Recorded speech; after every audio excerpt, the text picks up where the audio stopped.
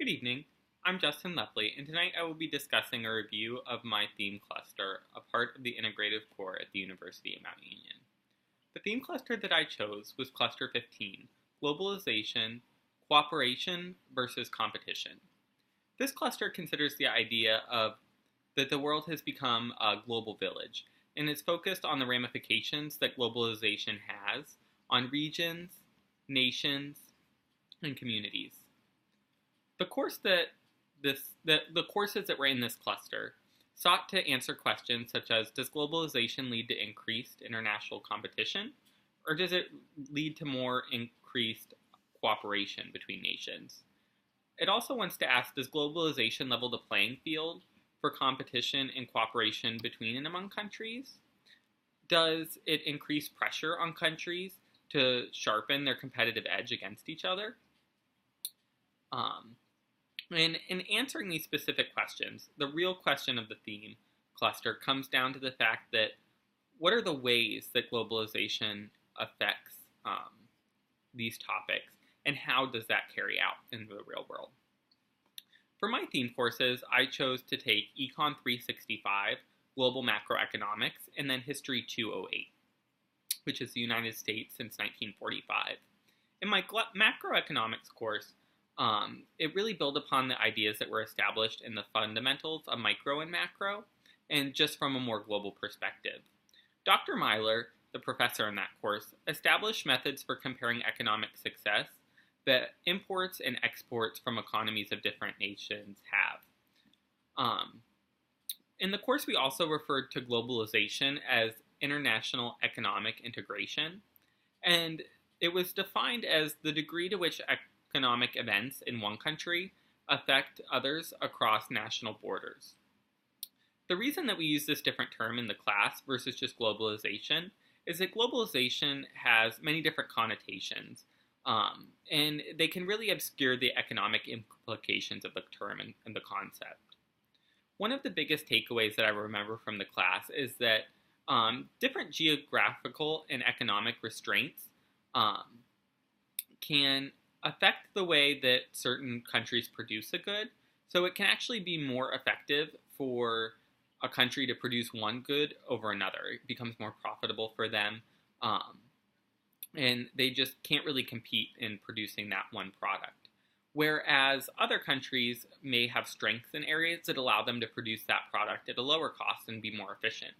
So when a nation chooses to produce a multitude of products, which is of course simplifying the concept, but if they produce products that they're not as efficient at over the ones that they can do a better job and produce more efficiently, they're actually having a net loss in their economy, because they're could instead produce more of the product that they have a competitive advantage in, and then export that to other nations that can't produce it as efficiently, and use those monies that they make from it to buy the other goods that they need. This is a good example of globalization, because when multiple nations are doing this and they're all producing the products that they can most efficiently, it offers them the ability to trade with each other, and it creates an entire system that is in turn more efficient. In History 208, the United States since 1945, the professor Dr. Ricchiuti led us in a discussion and close reading of a number of texts. This process really sought to build out the cultural and historical contexts that take place in the United States, and how these things have affected the U.S. interactions with the rest of the world throughout history and into present times. Better understanding the United States history really helped me to gain a better understanding of the U.S.'s role in the global economy. The United States is the most powerful and wealthy nation in the history of the world, and it has a lot of global influence as such. However, the United States didn't always have this power, and it really much of the success started once we started engaging in globalization and increased our trade and interaction with the rest of the world. This global perspective from the United States was really triggered in 1941 with the attack of Pearl Harbor. It stopped us from our isolationist approach, and we really began taking more of a global perspective and weren't ever again able to turn our backs on the rest of the world. Post World War II, the mixed capitalist economy, really flourished in the United States, um, and became more efficient in making and importing the products that we were less efficient at making. Um, and the things that we could, we produced domestically. In this way, the capital elements of the US economy benefit both from the cooperation aspects of globalization as well as the competitive aspect. The cooperation element allowed the US to build strong relationships with other countries, and it increased the international markets abroad where products can be bought and sold both by the United States and those other nations that we're trading with. While the competition could arguably hurt some US businesses, that's a strong element in capitalism.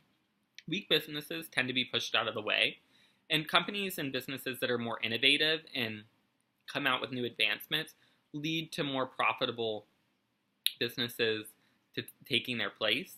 And this really helps to lead to a healthier economy, more profitable economy, and one that continues to move forward into the future.